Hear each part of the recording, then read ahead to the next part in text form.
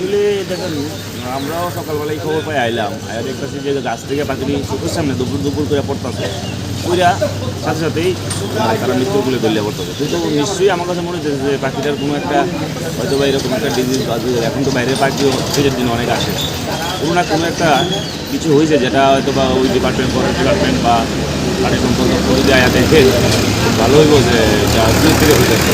কারণ এটা একটা আমার কাছে যেটা মনে হচ্ছে, শুধু যে যখন এই রবীন্দ্রনাথের কাছে করছে তা না, আমরা আরও খবর পাইছি যে গানতে বলে দিল জায়গা থেকে একটা পাখি নিয়ে বুঝে বলে মরছে।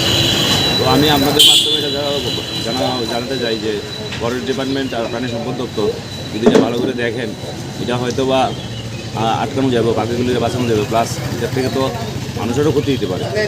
যার জন্য আমরা দাবি যেটা যদি তারা দেখে খুব ভালো হইব সমাজের।